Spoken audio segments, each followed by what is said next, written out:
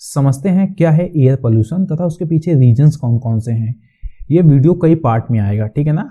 इसमें हम कॉजेस की बात कर रहे हैं, फिर नेक्स्ट वीडियो में हम उसके इफेक्ट की बात करेंगे, फिर हम पॉल्यूटेंट की बात करने वाले हैं, फिर हम पॉलिसीज़ की बात करने वाले हैं।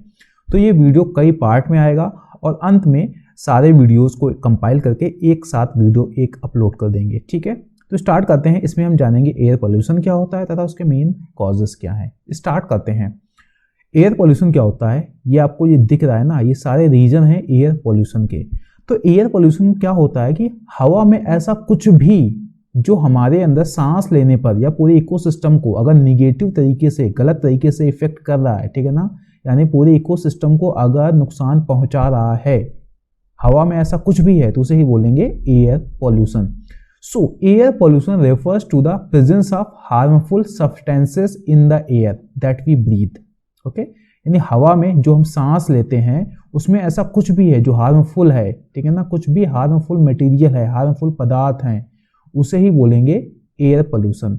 क्योंकि वो हमारी जो ह्यूमन हेल्थ होता है उसको निगेटिव तरीके से इम्पैक्ट कर सकते हैं, साथ में इन्वायरमेंट को भी निगेटिव तरीके से इम्पैक्ट कर सकते हैं। ओके, तो ये है हमारा एयर पोल्यूशन। अब समझते हैं क्या रीजन है एयर पोल्यूशन के। तो पहला क्या है हमारा, ट्रांसपोर्टेशन। सभी को अब बाइक चाहिए, सभी को कार चाहिए, सभी को, ठीक है ना। तो जो कारें चलती हैं, जो ट्रक्स चलते हैं और जो बसेस चलती हैं, ये करते क्या है, अपने जो एग्जॉस्ट होता है, ठीक है ना, जहाँ पर साइलेंसर लगा होता है तो वहाँ से धुआं फेंकती हैं। और धुआं में क्या होते हैं, बहुत सारे वायु प्रदूषक होते हैं, क्योंकि आप डीजल जला रहे हो या पेट्रोल जला रहे हो, वो कहाँ उड़ता है, हवा में उड़ता है। तो एक रीजन है वायु प्रदूषण का, ट्रांसपोर्टेशन। दूसरा है इंडस्ट्रियल एक्टिविटीज़, जो फैक्ट्री होती हैं, पावर प्लांट होते हैं, या फिर और भी जो इंडस्ट्रीज लगी होती हैं, वो बहुत सारे पॉल्यूटेंट को रिलीज करती हैं, ठीक है ना। उसमें से कुछ फॉसिल फ्यूल यानी जीवाश्म ईंधन को जलाती हैं, डीजल, कोयला, इन सबको जलाती हैं, या फिर किसी अदर तरीके से भी ये जो एयर पोल्यूशन होता है उसको रिलीज करती हैं। तो दो याद रखो, पहला है ट्रांसपोर्टेशन, दूसरा है इंडस्ट्रियल एक्टिविटी, तीसरा एग्रीकल्चर एक्टिविटीज़। पराली जैसे पंजाब में बहुत ज़्यादा जलाई जाती है तो उससे क्या होता है, एयर पोल्यूशन, ठीक है ना। इसका सीधा इफेक्ट पड़ता है दिल्ली जैसे शहर पर, ठीक है। तो जो क्रॉप बर्निंग है उसकी वजह से। लेकिन आप जानवर जब पालते हो ना तो उससे भी कुछ ऐसी गैसेस रिलीज होती हैं, ठीक है ना, पशुपालन से, जो वायु प्रदूषण का यानी एयर पोल्यूशन का एक रीजन बनती हैं, जैसे अमोनिया और मीथेन। ओके, जब लाइव स्टॉक फार्मिंग करते हो, जब पशुपालन करते हो तो ये गैसेस रिलीज होती हैं। ओके, तो ये भी हमारी क्या है, एक एयर पोल्यूशन का रीजन बन जाता है। क्या, एग्रीकल्चर तथा उससे जुड़ी हुई एक्टिविटीज से। आगे समझते हैं नेचुरल कॉजेस, जैसे जंगल में नेचुरली आग लग गई या कहीं ज्वालामुखी फट गया। जब ज्वालामुखी फटता है तो बहुत धुआं निकलता है, ठीक है ना, बहुत सारे जो छोटे छोटे कण होते हैं वो आसमान में तैर रहे होते हैं, या धूल के तूफान जिसको आंधी तूफान बोलते हैं वो आते हैं, डस्ट स्टॉर्म आते हैं। तो इससे भी क्या होता है, एयर पोल्यूशन होता है। तो नेचुरल कॉजेज भी हैं। इनडोर एयर पोल्यूशन पर मैंने पूरे वीडियो बना रखे हैं, ठीक है ना। आप कुछ भी करते हो, घर में चूल्हा जलाया, मान लो लकड़ी का यूज किया, ठीक है ना, तो उससे निकला। ओके, आप हीटिंग जो भी अप्लायंस यूज करते हो, घर में सिगरेट पी, या फिर आप जो भी बिल्डिंग मटेरियल यूज कर रहे हो, सोफा है, उससे भी एयर पोल्यूशन होगा। आपने पेंट कर रखा है, उससे भी एयर पोल्यूशन होगा। मैंने इनडोर एयर पोल्यूशन पर बताया है।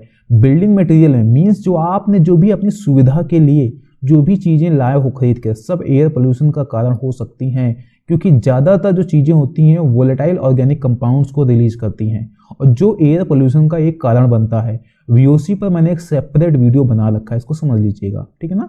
तो एक इंडोर एयर पोल्यूशन भी है। दूसरा है क्लाइमेट चेंज। देखो होता क्या है कि आप क्या कर रहे हो कि जब एयर पोल्यूशन से किसको बढ़ावा मिलता है, क्लाइमेट चेंज को, और क्लाइमेट चेंज से क्या हो रहा है, एयर पोल्यूशन को बढ़ावा मिल रहा है। कैसे, Climate change also exacerbate air pollution by increasing the frequency and intensity of natural events। जैसे अब हुआ क्या, एयर पोल्यूशन होता है, एयर पोल्यूशन से मान लो हुआ ग्लोबल वार्मिंग, ठीक है ना, ग्रीन हाउस इफेक्ट आता है, फिर ग्लोबल वार्मिंग होती है और फाइनली होता है क्लाइमेट चेंज। अब क्लाइमेट चेंज से हुआ क्या कि डस्ट स्टॉर्म बहुत ज़्यादा, आंधियाँ बहुत ज़्यादा आने लगी, बहुत धूल उड़ने लगी, एयर पोल्यूशन।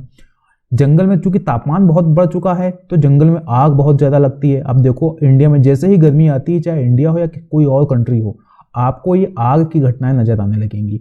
तो जंगल में आग बहुत ज़्यादा लगने लगी क्योंकि तापमान बहुत ज़्यादा बढ़ जाता है गर्मियों में, ठीक है ना। ये किस वजह से हो रहा है, क्लाइमेट चेंज की वजह से। ओके, यानी पहले हमने पॉल्यूशन किया तो क्लाइमेट चेंज हुआ। अब चूंकि क्लाइमेट चेंज हुआ तो पॉल्यूशन को और बढ़ावा मिल रहा है। ओके, तो एक क्लाइमेट चेंज भी एक रीजन है एयर पॉल्यूशन का। तो ये मेन रीजंस थे जिसकी वजह से एयर पॉल्यूशन को बढ़ावा मिल रहा है। ठीक है।